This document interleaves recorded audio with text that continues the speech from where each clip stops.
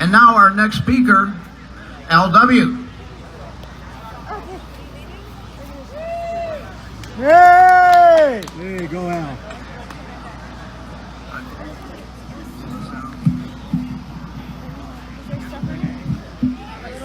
Hello, everybody. I'm part of a group called Smart Recovery.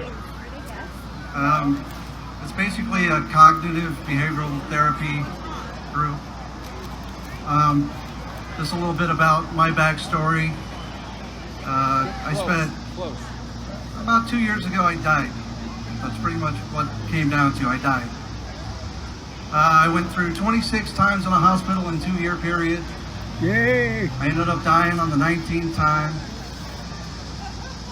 And basically, my dying didn't even help figure out what was going on in my head. I was going through AA groups, AAA groups. My addiction was alcohol. And I was doing alcohol to the best of my ability, the way I knew how to do it. My dad died from cirrhosis when I was 30 years old in 2001. And my parents taught me to do everything the best that I could. So in high school, I got straight A's, went to the Marine Corps, Special Forces. I always had to do the best. So drinking was no different for me. So I had to actually do the drinking to the best of my ability. And I come to realize going through Smart Recovery that I wasn't addicted to the substance, more that I was addicted to the routine.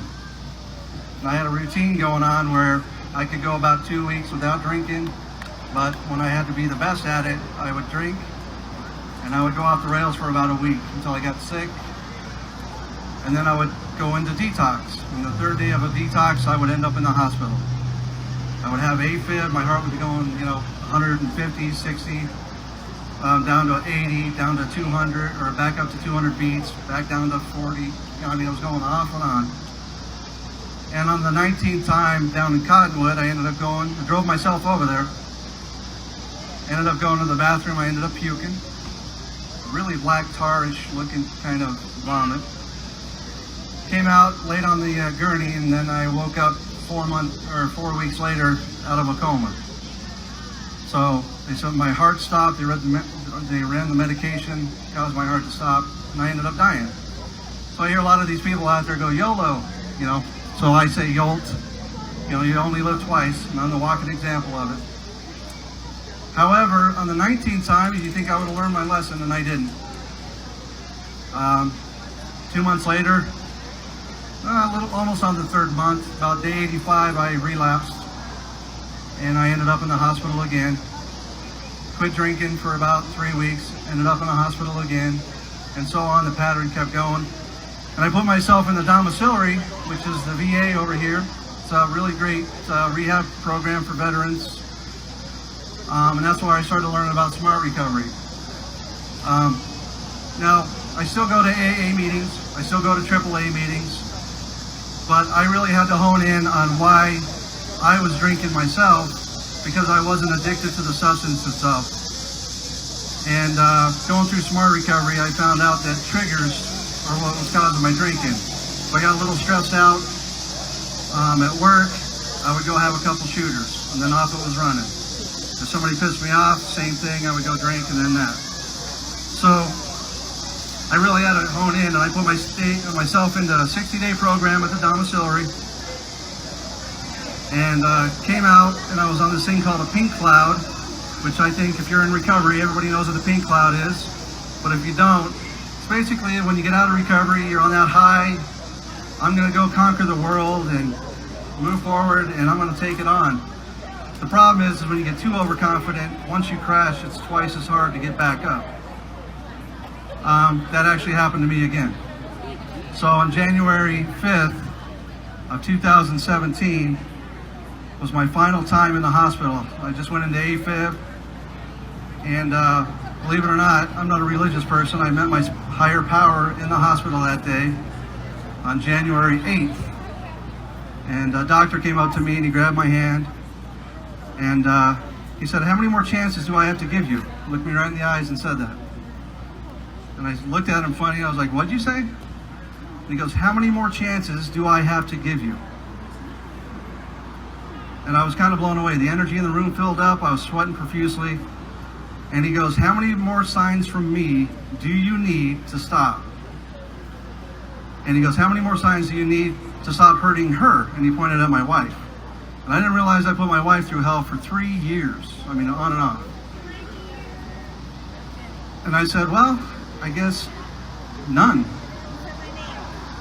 And he goes, well, I know you don't smoke. Why don't you smoke? And I said, well, when I was a kid, I got burned with a cigarette. My parents did it.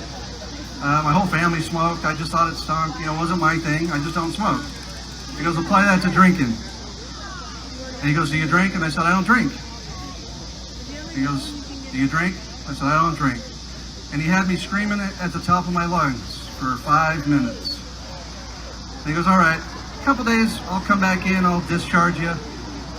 And I'm gonna probably ask you the same question. Sure enough, 2 days later, he came into the room. We talked for about 15 minutes and he left. 5 minutes later, he walked back in and came in and said, do you drink? And I said, I don't drink. Now, like I said, I'm not religious, but I met my higher power, because ever since that day, I haven't had a craving, an urge, nothing. And I can't explain it. But I know that something higher than me gave me a choice, so the power of choice for me to make, to actually change my life plan. So, and that's what I did. I went and took alcohol out of my life, put working out back in, started getting back in shape, got back into smart recovery and started learning from a great group of people. And they really deal with a lot of issues, anywhere from codependency. We have a few people that were meth addicts that are recovered now. 5 months ago, I went and picked up a person at the airport. She looked like a skeleton, straight off of meth, just came out. She's 5 months recovered. We're doing really great work. And if AA or something's not working for you, I'm not bashing any of the other groups, because like I said, I still go to all of them. But I like to keep in touch with everything, because I actually believe if something's working for you to stay that way, just stay that way. Smart recovery works for me. And we have meetings here on Saturday from 12 to 1:30 at the Prescott Valley Public Library. It's on the 2nd floor. I go to Sedona. We have one at 9 o'clock in the morning at the Fireside Coffee House. Fire Creek. Fire Creek, sorry. Great coffee. We sit around there, but that's in Sedona. That's at 9 o'clock on Saturdays. And if you want to see our booth, we're trying to get another one out here in Prescott. So I hope everybody stays in recovery. I don't consider myself in recovery. I'm recovered, but I try to get to I'm working the program, so to speak, for everything. And if you want to see a person that's actually recovered, I walk that 12-step every day. I have a wonderful support system. I work at the Guidance Center up in Flagstaff a couple times a week. I help them out. That's behavioral health therapy center. So I get to meet a lot of great people. Don't let the stigma be you. Control your stigma, and you always have the power of choice. And that's how I say it. So thank you for your time. I appreciate it. Thank you, Al. That is a great story. Okay, I just want to ask you guys something. Did everybody get enough to eat today?